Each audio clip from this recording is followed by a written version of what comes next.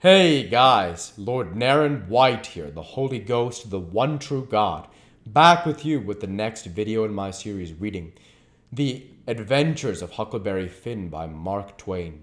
Without further ado, returning to The Adventures of Huckleberry Finn by Lord Naren White.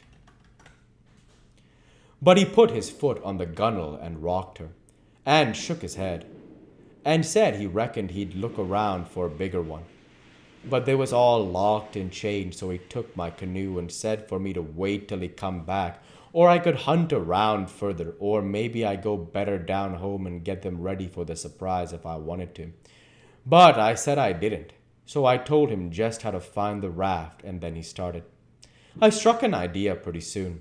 I says to myself, "S'posen he can't fix that leg just in 3 shakes of a sheep's tail, as the saying is. S'posen it takes him 3 or 4 days. What are we going to do? Lay around there till he lets the cat out of the bag? No, sir, I know what I'll do. I'll wait, and when he comes back, if he says he's got to go any more, I'll get down there, too. If I swim, and we'll take and tie him, and keep him, and shove out down the river. And when Tom's done with him, we'll give him what it's worth, or all we got, and then let him get ashore." So then I crept into a lumber pile to get some sleep, and next time I waked up the sun was way up over my head. I shot out and went for the doctor's house, but they told me he'd gone away in the night some time or other and weren't back yet. Well, thinks I, that looks powerful bad for Tom, and I'll dig out for the island right off. So away I shoved and turned the corner, and nearly rammed my head into Uncle Silas's stomach. He says, "Why, Tom, where you been all this time, you rascal?" "I ain't been nowheres," I says.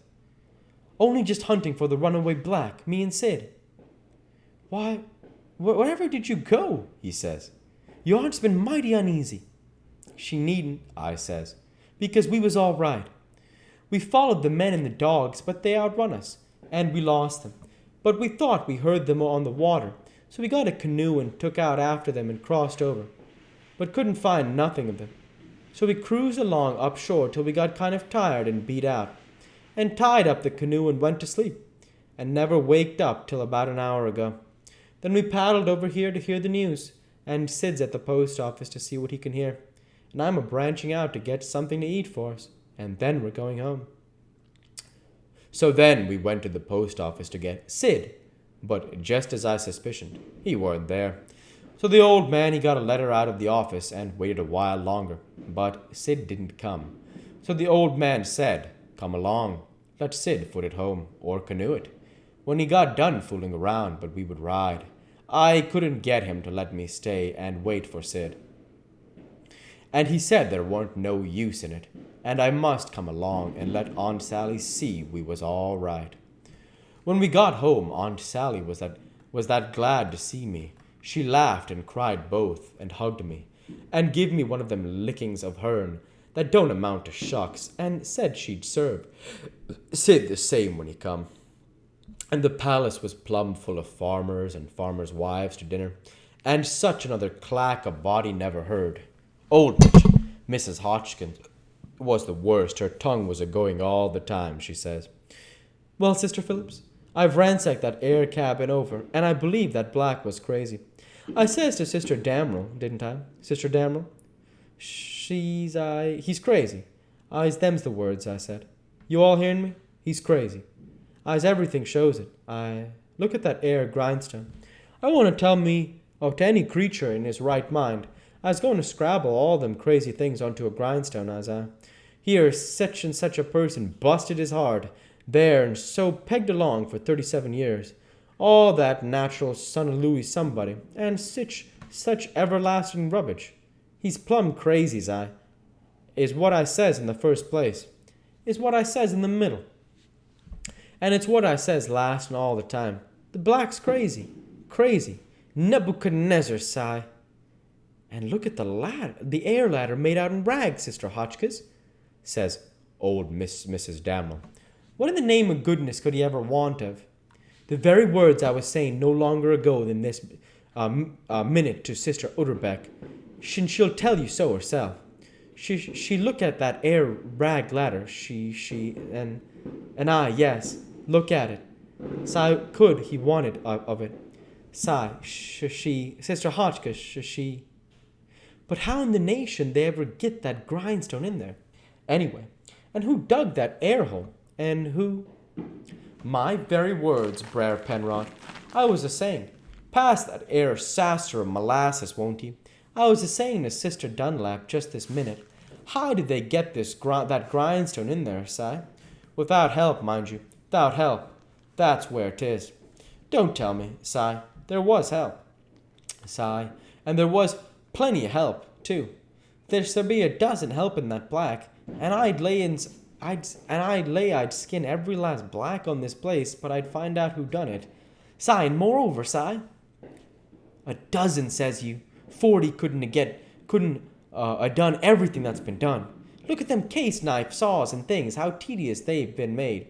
Look at the bed legs sawed off with them, a week's work for 6 men. Look at that black made out in straw on the bed, and look at... You may well say it, Brer Hightower. It's just as I was saying to Brer Phillips, his own self. So what do you think of it, Sister Hotchkiss, say? Think of what Brer Phelps say. Think o' that bed leg sawed off that away, say. Think of it, Si. I lay it never sawed itself off. Si, somebody sawed it. Si, that's my opinion. Take it or leave it.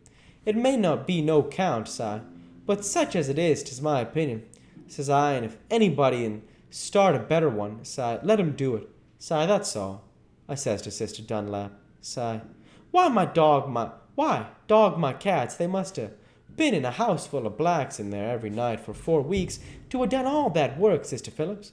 Look at that shirt, every last inch of it kivered over with secret African writing done in blood. Must have been a raft of 'em right along at all that time at most. Why, I'd give $2 to have it read to me, and as for the blacks that wrote it, I low I'd take and lash 'em too. People to help 'em, Brother Marples. Well, I reckon you'd think so if you'd been in this house for a while back. Why, they've stole everything they could lay their hands on, and we are watching all the time, mind you. They stole that shirt right off the line, and as for that sheet, they made the rag ladder out of... There ain't no tellin' how many times they didn't steal that. And flour, and candles, and candlesticks, and spoons, and the old warming pan, and most 1,000 things I disremember now, and my new calico dress, and me and Silas and my Sid and Tom on the constant watch day and night, and as I was telling you, and not a one of us could catch hide, nor hair, nor sight, nor sound of them, and here at the last minute, lo and behold you, they slides right in under our noses and fools us, and not only fools us, but the Injun territory robbers too, and actually gets away with that black safe and sound, and that with 16 men and 22 dogs right on their very heels at that very time. I tell you, it just bangs anything I ever heard of. Why, spirits, couldn't have been done better and been no smarter. I reckon they must have been spirits because, are dogs, and there ain't no better. Well, them dogs never even got on the track of 'em once. You explain that to me if you can, any of you.